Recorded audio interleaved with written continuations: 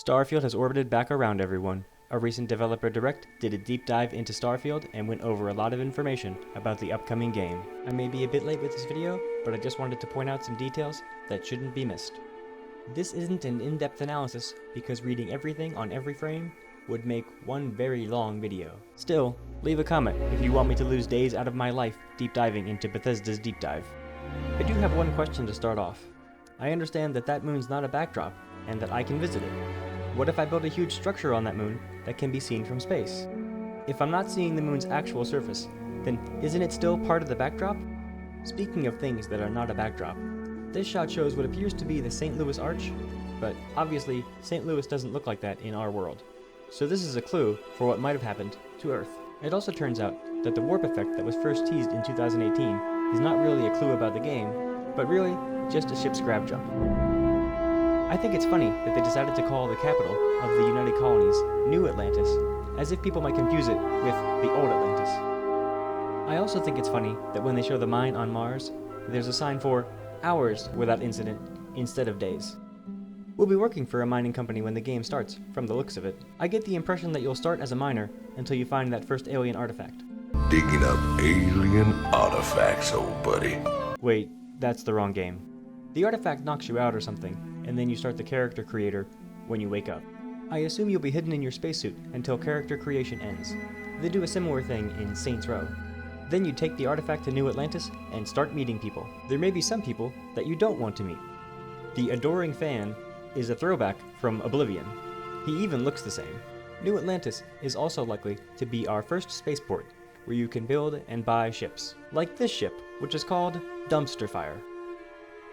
Earlier in the video, Vasco said the player's name. Welcome back, Captain Howard.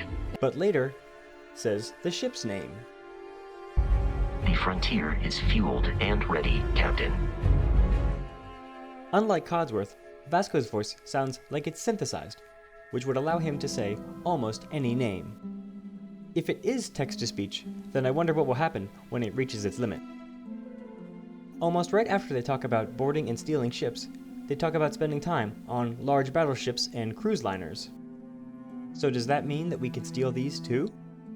If so, there are most likely some ships that still can't be stolen, for story reasons. Since you can modify the ships that you steal, any ships that appear modular should be ships that can be stolen.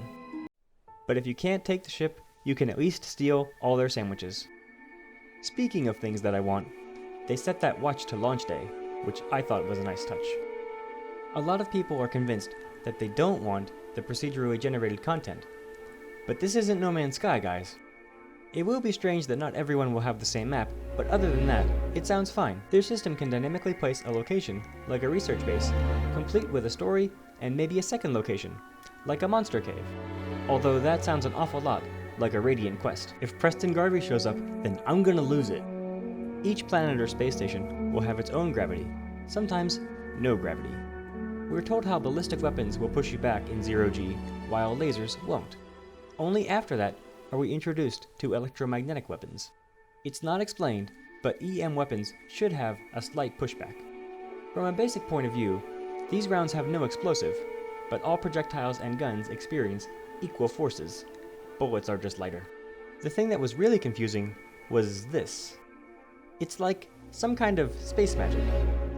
But it reminds me of something. An order of sorcerers called Jedi that fought with such powers. Users have speculated that this top star in the data menu is linked to your space magic. It's not visible in the earlier shot of the menu, which shows how the other 4 stars are linked to your character attributes. So if they're right, it will only appear once the game has unlocked these abilities. The last confusing moment was this.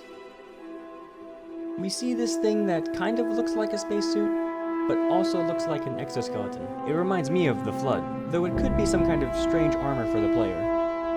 Are we going to find petrified astronauts or something? I don't have any answers right now. We're going to have to play the game and find out. I'm so hyped for this game. Let me know what your favorite part of the deep dive was in the comments. Leave a like if you learned anything new. I plan to have more Starfield content for you when it finally lands, so consider subscribing. I'm off to play some other space games in the meantime.